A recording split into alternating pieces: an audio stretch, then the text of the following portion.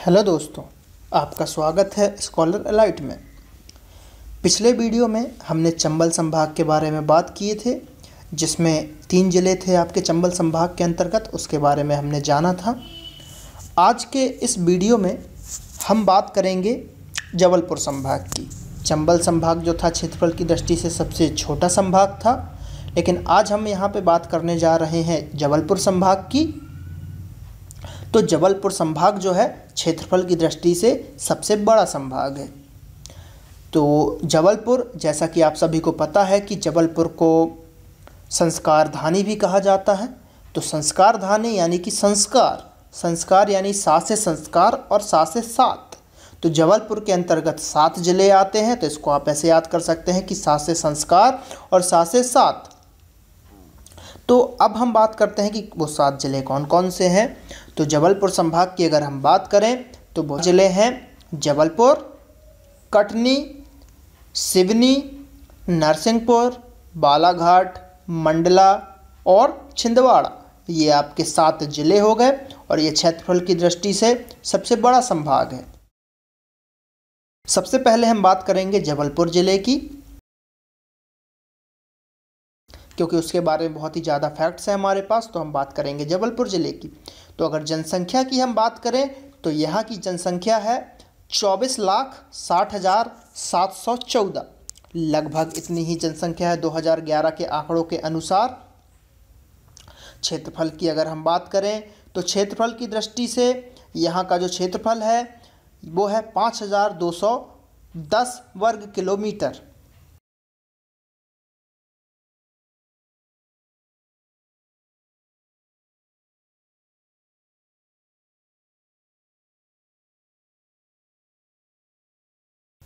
पर्यटन स्थल की हम बात कर लेते हैं।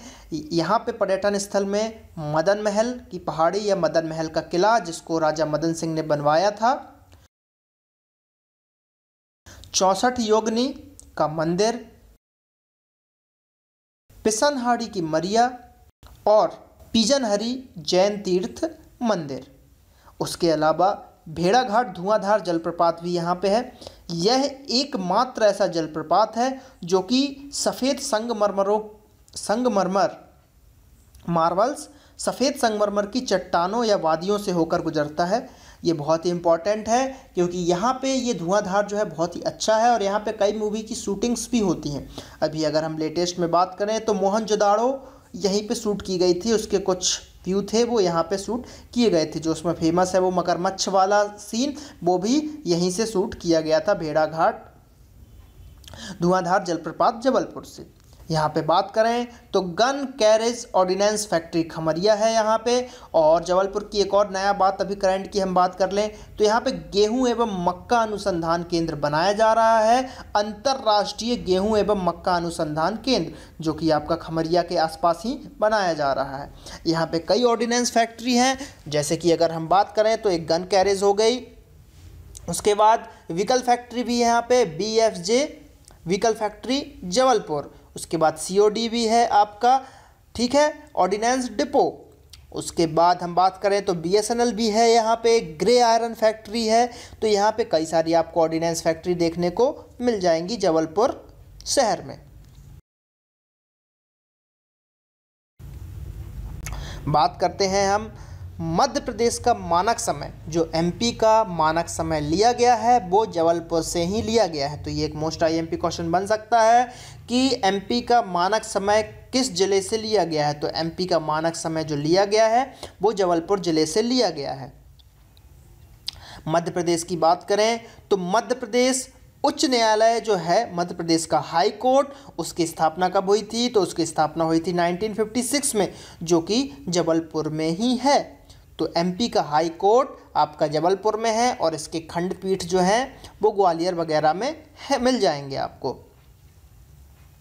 जबलपुर को न्यायिक राजधानी भी कहा जाता है। न्यायिक राजधानी इसलिए कहा जाता है क्योंकि यहाँ पे आपका हाई कोर्ट है। रानी दुर्गावती यूनिवर्सिटी भी आपका जबलपुर में ही है। उसके बाद महर्षि वैदिक यूनिवर्सिटी भी आपको जबलपुर में मिल जाने वाला है। देश का पहला रत्न परिष्कृत केंद्र जो है जबलपुर में ही मिलेगा। यहाँ पे रत्न को घिसा जाता है, काटा जाता है, वो आपका देश का पहला रत्न पुरस्कृत केंद्र भी आपका जबलपुर में मिल जाने वाला है। महात्मा गांधी सामुदायिक विकास परीक्षण केंद्र भी आपको जबलपुर में मिल जाने वाला है।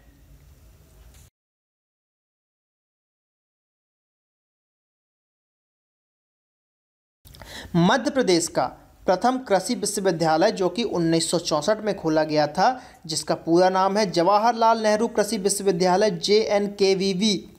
तो जवाहरलाल नेहरू कृषि विश्वविद्यालय 1964 में मध्य प्रदेश का प्रथम कृषि विश्वविद्यालय था, जो कि जबलपुर में ही आपको मिल जाएगा। त्रिपुरी एक ऐतिहासिक नगरी है जो कि कलचुरियों की राजधानी भी थी, और 1939 में कांग्रेस अधिवेशन भी यहीं पे त्रिपुरी में हुआ था। एक तिगवा नामक गांव है जो कि जबलपुर में ही है। वहाँ पे त्रिपुर सुंदरी देवी माँ का एक प्रसिद्ध मंदिर है, बहुत ही प्रसिद्ध मंदिर है। घूमने के हिसाब से बहुत ही अच्छी जगह है, दर्शन करने के हिसाब से बहुत ही अच्छी जगह है। जिस हिसाब से मैहर में माता है, उसी हिसाब से यहाँ पे भी आपका त्रिपुरी में माता है, त्रिपुरी सुंदरी देवी के नाम से। तो वहाँ पर आप जाके देवी का दर्शन कर सकते हैं। रूपनाथ में अशोक का अभिलेख भी मिला है। रूपनाथ एक जगह है जहाँ पे अशोक का अभिलेख भी मिला है। जनसंख्या की जैसे कि हमने बात की थी, तो जनसंख्या की दृष्टि से यह जो है जो MP का दूसरा सबसे बड़ा ज़िला है जनसंख्या की दृष्टि से। अब मध्य प्रदेश में साक्षर जिला की अगर बात करें तो जबलपुर जो है सबसे साक्षर जिला है। यहाँ की साक्षरता है 82.5%। महिला NCC प्रशिक्षण कॉलेज, जो कि बहुत ही इम्पोर्टेंट क्वेश्चन बन सकता है कि महिला NCC प्रशिक्षण कॉलेज कहाँ पे है, तो महिला NCC प्रशिक्षण कॉलेज आपका जबलपुर में है। भारतीय वन अनुसंधान संस्थान एवं ट्रेनिंग सेंटर क्षेत्रीय कार्यक्रम, ये आपका जबलपुर में मिल जाने वाला है। और वन अनुसंधान केंद्र की बात करें तो वो आपका देहरादून में है। देश का प्रथम पुनर्वास विकलांग केंद्र भी आपको जबलपुर में मिल जाने वाला है। मध्य में यह गोंडवाना क्षेत्र का मध्य बिंदु था। मध्यकालीन भारत में यह जो है गोंडवाना क्षेत्र का मध्य बिंदु था। इसे महाकौशल क्षेत्र के नाम से भी जाना जाता था। जैसा कि आप लोग जानते हैं महाकौशल जबलपुर को बोला जाता है, तो महाकौशल के नाम से भी इसको जाना जाता था, या महाकौशल क्षेत्र के नाम से भी इसको जाना जाता था। तिलवारा घाट पर महात्मा गांधी की अस्थियां प्रवाहित की गई थी। जबलपुर में तिलवारा घाट है जहां से नर्मदा नदी बहती है, और उस घाट पे महात्मा गांधी की अस्थियां आई थी और प्रवाहित की भी गई थी। 1939 में त्रिपुरी में कांग्रेस अधिवेशन हुआ था। जबलपुर में ही एक बरेला जगह है जहां पे रानी दुर्गावती की समाधि भी है। तो जबलपुर में है रानी दुर्गावती की समाधि, वो भी बरेला में। बरगी गांव में रानी अवंतीबाई बांध नर्मदा नदी पर है। मध्य प्रदेश का द्वितीय पशु चिकित्सालय महाविद्यालय भी आपको जबलपुर में मिलने वाला है, वेटनरी कॉलेज। थल सेना का शस्त्र स्कूल भी आपको जबलपुर में मिल जाने वाला है। जबलपुर के बहुत ही फैक्ट हैं जो कि IMP हैं। पश्चिम मध्य railway west central railway Jabalpur, जिसकी स्थापना 1 अप्रैल 2003 को की गई थी, उसका मुख्यालय भी आपका जबलपुर में है। इसके अंदर 3 जोन आते हैं आपके, जबलपुर डिवीज़न हो गया, कोटा डिवीज़न हो गया और भोपाल डिवीज़न आ गया। ये WCR के अंतर्गत आते हैं, जिसका मुख्यालय जबलपुर है। मध्य प्रदेश राज्य का एकमात्र कृषि अभियांत्रिकी महाविद्यालय जबलपुर में है। एग्रीकल्चर अभियांत्रिकी महाविद्यालय सिर्फ आपका जबलपुर में मिल जाने वाला है। जबलपुर को आम्र जिला भी घोषित किया गया है। मोस्ट IMP क्वेश्चन कि आम्र जिला किसको घोषित किया गया है, तो आम्र जिला जो है जबलपुर को घोषित किया गया है। इसे संस्कार धानी कहा जाता है, जैसा कि मैं आप लोगों को पहले ही बता चुका हूं कि जबलपुर को संस्कार धानी भी कहा जाता है।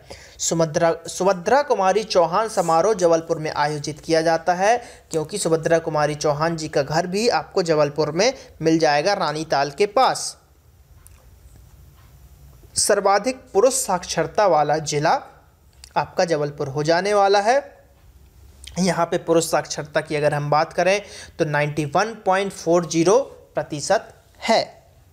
तो ये आपका जबलपुर ज़िला था, जिसके बारे में हमने कुछ इंपॉर्टेंट फैक्ट्स को जाने। अब हम बात करते हैं अपने दूसरे ज़िले की तरफ बढ़ते हैं, जो कि है कटनी ज़िला। कटनी ज़िला की अगर हम बात करें तो यहाँ की जो जनसंख्या है वो जनसंख्या है 12,91,684। क्षेत्रफल की बात करें 4,950 वर्ग किलोमीटर। स्थापना की बात करें तो 1998 में जबलपुर से अलग होकर कटनी ज़िले की स्थापना की गई थी। उपनाम अगर हम कटनी की बात करें तो कटनी ज़िले का जो उपनाम है वो है चूना नगरी या मार्बल नगरी के नाम से भी इसको जाना जाता है। कटनी एक बहुत ही बड़ा रेलवे जंक्शन है, तो यहाँ का जो रेलवे जंक्शन है उसको मुड़वाड़ा के नाम से भी प्रसिद्ध किया जाता है या प्रसिद्ध है। एसीसी सीमेंट जो कि बहुत ही फेमस सीमेंट कंपनी है, उसकी फैक्ट्री भी कटनी के कैमूर में स्थापित की गई है, जो कि बहुत ही इम्पोर्टेंट है। कटनी ऑर्डिनेंस फैक्ट्री भी है यहाँ पे। मध्य प्रदेश में चूने का सर्वाधिक उत्पादन कटनी में होता है, जो कि बहुत ही आईएमपी फैक्ट है। क्वेश्चन ये बन सकता है यहाँ पे कि मध्य प्रदेश में चूने का सबसे ज़्यादा उत्पादन कहाँ पे होता है, तो मध्य प्रदेश में चूने का सबसे ज़्यादा उत्पादन कटनी में किया जाता है या होता है। नदी की बात करें तो कटनी से केन नदी आपकी बहती है। देश की पहली किन्नर महापौर कमला जान यहीं की थी, यानी कि अगर हम किन्नरों में बात करें तो किन्नर जो कि पहली देश की महिला किन्नर महापौर बनी, उसका नाम था कमला जान और वो यहीं से थी। बहुरीवन प्रसिद्ध धार्मिक एवं पुरातात्विक स्थल है। एक कटनी में बहुरीवन स्थल है जो कि पुरातात्विक स्थल है। शांतिनाथ की 12 फीट ऊंची जैन तीर्थ की मूर्ति भी है आपकी कटनी में। कटनी में एक बिल्हारी जगह है, ठीक है, जिसे पुष्पावटी नगर या दीवाने अकबरी में अबुल फजल बखान है, यानी कि बिल्हारी को पुष्पावटी नगर दीवाने अकबरी जो कि अबुल फजल ने लिखी हुई थी उसमें इसका बखान किया गया है। मौर्यकालीन स्थल पाली भाषा में अशोक का अभिलेख, 5 लिंगी शिव प्रतिमा तथा 3 पवित्र कुंड राम कुंड, सीता कुंड और लक्ष्मण कुंड, ये आपके कटनी के पास रूपनाथ में मिल जाने वाले। टीग वन की बात करें तो टीग वन यहाँ पर ओरछा वीर आल्हा उदल, यानी कि ओरछा वीर आल्हा उदल ने माधवगढ़ के विरुद्ध लड़ाई लड़ी थी टीग वन में, जो कि कटनी में है। गुप्तकालीन ब्राह्मी लिपि का अभिलेख भी यहाँ से प्राप्त हो जाने वाला है। झींझरी की बात करें, झींझरी रंगीन चित्रित 14 विशाल चट्टानें हैं जो कि प्रागैतिहासिक स्थल के रूप में जाना जाता है। तो हमने बात करी कटनी की। कटनी से जो आईएमपी फैक्ट है, सबसे आईएमपी एसीसी सीमेंट की फैक्ट्री जो कि कैमूर में है। पहली किन्नर महापौर कमला जान भी कटनी की थी। और पुष्पावटी की बात करें जिसका अबुल फजल की दीवाने अकबरी में बखान किया गया है। ये कुछ आईएमपी फैक्ट थे जो कटनी के बारे में थे। अब हम कटनी से दूसरे ज़िले की तरफ बढ़ते हैं। अब हम जो ज़िला देखने जा रहे हैं तीसरे नंबर का, वो ज़िला है आपका सिवनी ज़िला। सिवनी ज़िला की अगर हम बात करें तो यहाँ की अगर जनसंख्या की बात करते हैं तो जनसंख्या है 13,78,876। और अगर हम क्षेत्रफल की बात करें तो यहाँ की क्षेत्रफल है 8,758 वर्ग किलोमीटर। समुद्री घोड़े की आकृति वाला ये सिवनी जिला है। सिवनी को मध्य प्रदेश का लखनऊ भी कहा जाता है। Most IMP question, Madhya Pradesh का लखनऊ किसे कहा जाता है, तो मध्य प्रदेश का लखनऊ जो है सिवनी जिले को कहा जाता है। मेरो थान का मेला भी आपका सिवनी में लगता है, जो कि इम्पोर्टेंट मेला है। मेले में आपसे क्वेश्चन पूछा जा सकता है कि मेरोथान का मेला कहाँ लगता है, तो मेरोथान का मेला सिवनी में लगता है। पेंच राष्ट्रीय उद्यान में मोगली लैंड बनाया गया है, इसका नाम प्रियदर्शनी पार्क भी है। तो पेंच राष्ट्रीय उद्यान जो है आपका सिवनी जिले के अंतर्गत भी आता है, जहाँ पे मोगली लैंड बनाया गया है और इसका नाम प्रियदर्शनी पार्क रखा गया है। काली मूछ चावल एवं मावा बाटी के लिए लखनादौन प्रसिद्ध है। काली मूछ चावल एक होती है जिसकी वैरायटी बहुत ही अच्छी है, खाने में बहुत ही स्वादिष्ट, तो उसका एवं मावा बाटी के लिए भी लखनादौन जो है आपका प्रसिद्ध है। नदी की अगर बात करें तो बेनगंगा नदी मुंद्रा से उद्गम होती है और बेनगंगा नदी आपकी सिवनी जिले में मिल जाएगी आपको। भीमगढ़ बांध सिवनी जिले में है। बेनगंगा पर एशिया का सबसे बड़ा कीचड़ मिट्टी वाला बांध बनाया गया है। तो बेनगंगा जो एक नदी है जिसके ऊपर एशिया का सबसे बड़ा कीचड़ वाला या मिट्टी वाला बांध बनाया गया है। ये एक बहुत ही आईएमपी क्वेश्चन है। सिवनी से NH7 गुजरता है, जो कि एमपी से गुजरता है। NH7 भी एमपी से गुजरता है। और एमपी से अगर हम बात करें तो NH76 जो है सबसे छोटा नेशनल हाईवे है जो कि एमपी से गुजरता है, और सबसे बड़ा नेशनल हाईवे NH3 है जो कि एमपी से गुजरता है। सिवनी का अगर हम नामकरण की बात करें तो सिवनी का नामकरण बहुतायत में उपलब्ध सियोना नाम के वृक्ष पर पड़ा है। इस वृक्ष की लकड़ी से ढोलक बनती है, यानी जो ढोलक बनती है वो सियोना नामक वृक्ष से बनती है, और इसकी उपलब्धता सिवनी में सबसे ज़्यादा है। इसी वृक्ष के नाम के ऊपर सिवनी जिले का नाम पड़ा है। सहकारी क्षेत्र का सबसे बड़ा सोयाबीन कारखाना, सहकारी क्षेत्र का सबसे बड़ा सोयाबीन कारखाना भी आपको सिवनी में मिल जाने वाला है। प्रथम PPP आधारित मेडिकल कॉलेज सिवनी में प्रस्तावित किया गया था। प्रथम PPP आधारित मेडिकल कॉलेज भी जो है सिवनी में आपका प्रस्तावित किया गया था। तो यहाँ पे ये हमने देखा सिवनी जिला। तो इसकी कुछ इंपॉर्टेंट चीज़ें हमने पढ़ी। पेंच राष्ट्रीय उद्यान, काली मूंछ चावल, और सबसे बड़ा बांध जो कि बेनगंगा पे बना हुआ है कीचड़ वाला, N7 गुजरता है, और इसका नाम सियोना वृक्ष के ऊपर रखा गया। ये कुछ IMP फैक्ट्स हमने पढ़े जो कि बहुत ही इंपॉर्टेंट थे। चलिए अब हम बात करते हैं चौथे ज़िले के ऊपर चलते हैं। तो चौथा ज़िला है हमारा यहाँ पे बालाघाट ज़िला। तो बालाघाट ज़िले की अगर हम बात करें तो यहाँ की जनसंख्या की अगर हम बात करते हैं तो 17,01,156, ठीक है, ये यहाँ की जनसंख्या हो गई। और क्षेत्रफल की बात करें तो क्षेत्रफल हो जाएगा यहाँ का 9,229 वर्ग किलोमीटर।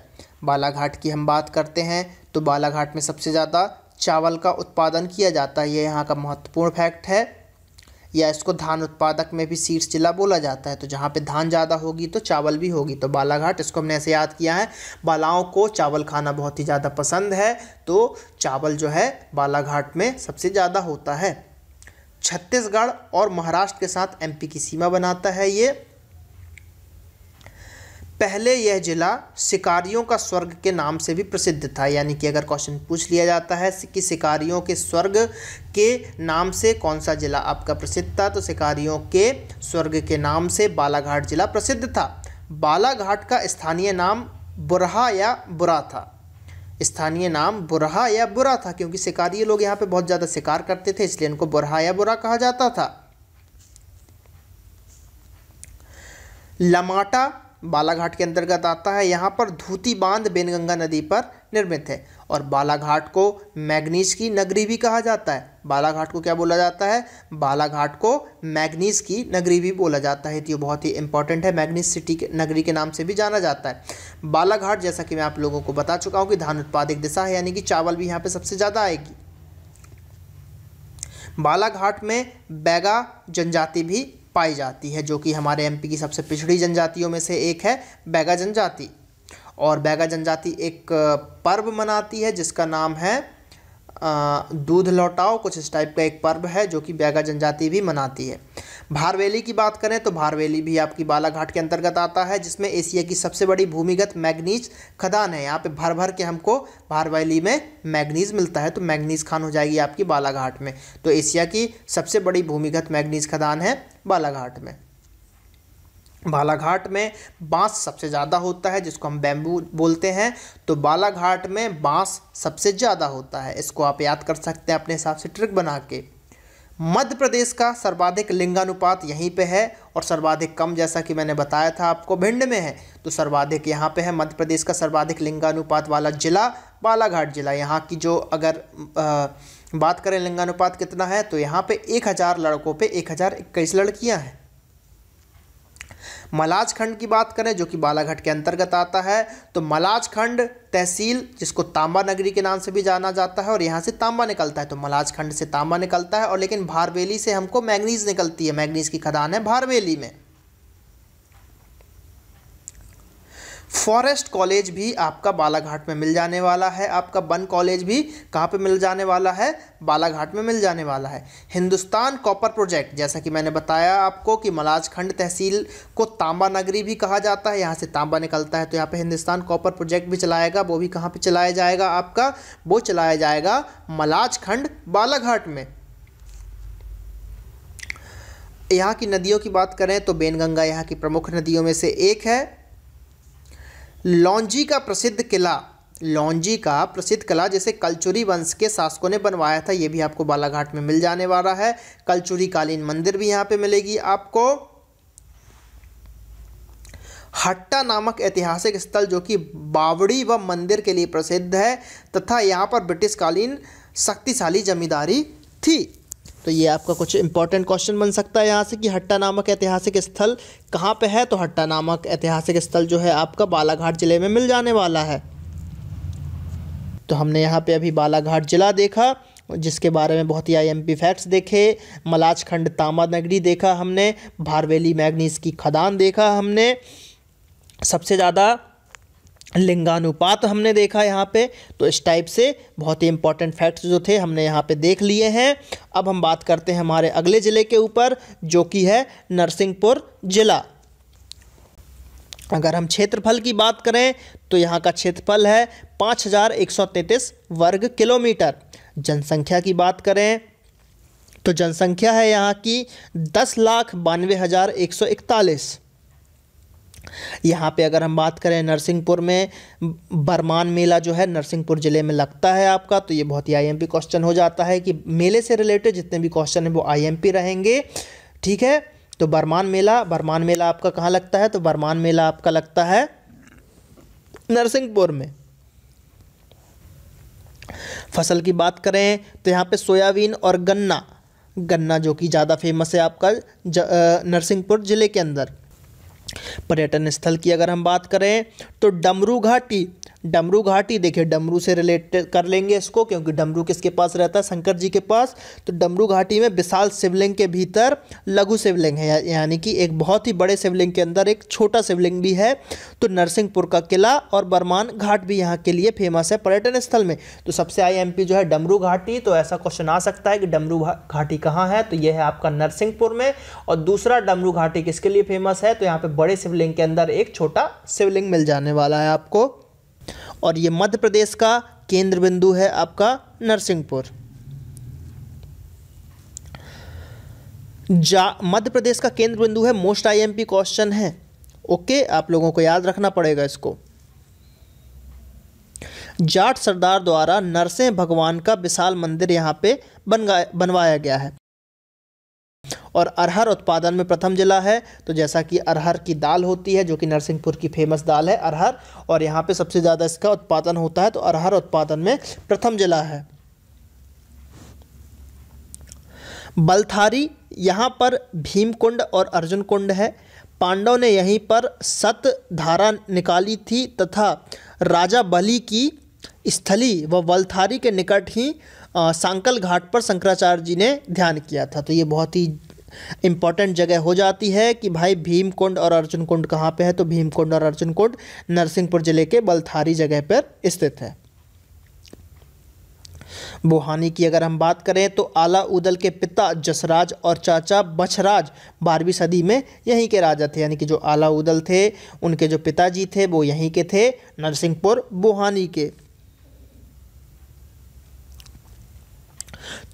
चौड़ागढ़ की बात करें तो चौड़ागढ़ में गोंड राजा संग्राम शाह द्वारा निर्मित भव्य किला है। तो चौड़ागढ़ में एक किला है जो कि गोंड राजा संग्राम शाह द्वारा निर्मित कराया गया था। ब्रह्मांड घाट या मणि सागर के नाम से फेमस है। इसके अंतर्गत की जो चीज़ें हैं मैं वो आपको बता रहा हूँ। नर्मदा तट पर उपस्थित ब्रह्मा जी की यज्ञशाला, रानी दुर्गावती मंदिर, हाथी दरवाजा और वराह मूर्ति, जो कि यहाँ पे आपका मणि सागर में फेमस हो जाने वाला है। हिंदी भाषी क्षेत्र में नरसिंहपुर जिला भारत का पहला पूर्णतः साक्षर जिला होने का गौरव सन 1992 में प्राप्त कर चुका है। यानी कि हिंदी भाषी क्षेत्र में नरसिंहपुर जिला जो है सबसे पहला पूर्णतः साक्षर 100% 1992 में यह प्राप्त कर चुका है। अब नरसिंहपुर ज़िले के बाद अगर हम बात कर मंडला ज़िले की अगर हम बात करते हैं तो मंडला ज़िले की जो जनसंख्या है वो है आपकी 10,53,522। और यहाँ का अगर क्षेत्रफल की हम बात करें तो क्षेत्रफल है 5,800 वर्ग किलोमीटर। लिंगानुपात की हम बात करें तो यहाँ का भी लिंगानुपात अच्छा है, 1,000 लड़कों में 1,009 है, जो कि दूसरे स्थान पे, पहले स्थान पे आपका था बालाघाट। अब कुछ और फैक्ट्स जानते हैं हम मंडला ज़िले के अंतर्गत। यह एक आदिवासी ज़िला है और इसे 25 मई 1998 में डिंडोरी को पृथक करके बनाया गया था, जो कि बहुत ही आईएमपी हो जाने वाला है। चुटका में परमाणु विद्युत गृह प्रस्तावित किया गया था। चुटका में सबसे पहले परमाणु विद्युत गृह आपका बनाया गया था, जो कि मंडला ज़िले के अंतर्गत ही आता है। स्वतंत्रता सेनानी अवंतीबाई भी यहीं की थी, आपकी मंडला ज़िले की। और मंडला ज़िले में बैगा जनजाति भी बहुत ही फेमस है। निवास की बात करें तो यहाँ पे फॉसिल्स उद्यान कुछ भाग डिंडौरी में है और कुछ भाग मंडला के अंतर्गत भी आता है, जो कि मध्य प्रदेश का सबसे छोटा 270 वर्ग किलोमीटर राष्ट्रीय उद्यान है, ठीक, जिसको भुगुआ पार्क के नाम से भी जाना जाता है। और यहाँ का एक बहुत ही इंपॉर्टेंट अभ्यारण्य जिसको हम फैन अभ्यारण्य भी कहते हैं, वो भी यहाँ का बहुत ही फेमस अभ्यारण्य हो जाने वाला है, फैन अभ्यारण्य। कान्हा किसली राष्ट्रीय उद्यान भी आपका मंडला में है। यह होलो घाटी मंडला, यहाँ पे होलो घाटी भी मंडला के अंतर्गत आ जाती है। और अगर हम बात करते हैं कान्हा किसली राष्ट्रीय उद्यान की तो ये मंडला में है और यह एकमात्र ऐसा राष्ट्रीय उद्यान है जहाँ पर हवाई पट्टी भी है।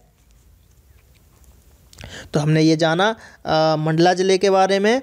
तो अगला ज़िला जो है हमारा वो है छिंदवाड़ा। छिंदवाड़ा ज़िले की अगर हम बात करते हैं तो यहाँ की जनसंख्या है 20,90,306। क्षेत्रफल की बात करते हैं तो यह क्षेत्रफल 11,815। यह क्षेत्रफल की दृष्टि से मध्य प्रदेश का सबसे बड़ा ज़िला है। तो क्षेत्रफल की दृष्टि से मध्य प्रदेश का सबसे बड़ा ज़िला कौन सा हो गया आपका? छिंदवाड़ा ज़िला। मध्य प्रदेश का कुल क्षेत्रफल का 3.85% है आपका छिंदवाड़ा ज़िला। छिंदवाड़ा जिला का नाम छिंद वृक्ष या जिसको हम पाम वृक्ष भी कहते हैं की बहुतायता थी, जिसके कारण यहाँ इसका नाम जो है छिंदवाड़ा रख दिया गया। छिंदवाड़ा का प्राचीन काल में राष्ट्रकूटों का शासन था, यानी कि छिंदवाड़ा पे प्राचीन काल में आपके राष्ट्रकूट वंश के शासक थे, उनका यहाँ पे था, और जिसकी राजधानी लीलकंठ छिंदवाड़ा ही थी।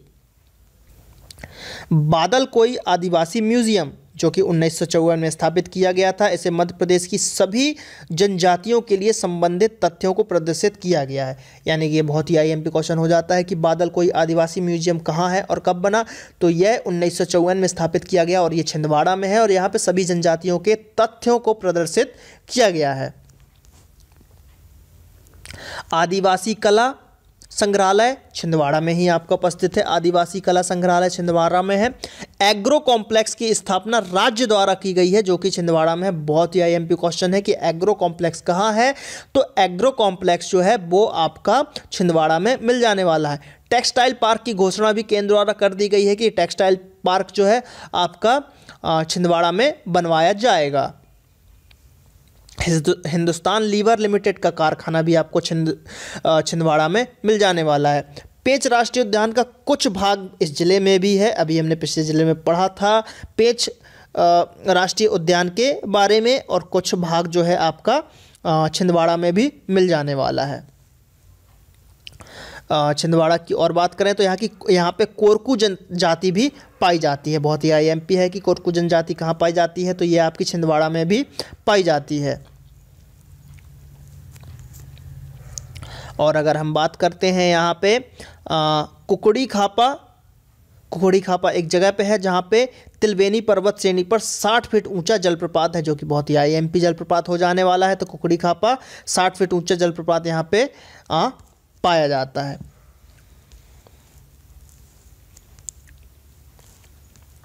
अगला हम बात करते हैं पातालकोट। पातालकोट की हम बात करें तो तामलिया तहसील में स्थित सुंदरवन क्षेत्र है, जहाँ पे भारिया जनजाति का घर भी है, जो कि बहुत ही आईएमपी है। भारिया के साथ गोंडों का भी निवास स्थान है। नगरवाड़ी की बात करें तो यहाँ पे अनेक गुफाएं भी हैं, जो कि उतनी आईएमपी नहीं है। बहुत ही ज़्यादा डीप में जब आपसे पूछेगा तो ये क्वेश्चन बन सकते हैं, अदरवाइज़ ज़्यादा टफ क्वेश्चन नहीं बनेंगे आपसे। तो आज हमने यहाँ पे देखा हमारा जबलपुर संभाग के अंतर्गत हमने देखे 7 जिले, जो कि हमने जबलपुर देखा, कटनी जिला देखा, सिवनी जिला देखा, नरसिंहपुर जिला भी देखा हमने, बालाघाट जिला देखा, मंडला जिला भी देखा और छिंदवाड़ा जिला भी देखा। पूरे 7 जिलों को हमने डिस्कस किया, जो कि बहुत ही आईएमपी आपके जिले हो जाने वाले थे। अब आप लोगों का काम है कि हमारे चैनल को सब्सक्राइब करें, ज़्यादा से ज़्यादा हमारे चैनल को सब्सक्राइब करें और वीडियोस को लाइक करना ना भूलें और अपने दोस्तों के साथ बांटना भी ना भूलें इन वीडियो को, ताकि ज़्यादा से ज़्यादा हम इस वीडियोस को आप लोगों के सामने ला पाएँ। आप वीडियोस को लाइक करेंगे तो उससे हमको और अंदर से इच्छा होगी कि नहीं यार, लोगों को पसंद आ रहा है वीडियो, तो मैं और वीडियो बनाऊँ। तो आप लोगों का धन्यवाद ज़्यादा से ज़्यादा हमारे चैनल को सब्सक्राइब करने के लिए और ज़्यादा से ज़्यादा वीडियोस को लाइक करने के लिए। मिलते हैं नेक्स्ट पार्ट में। Thank you.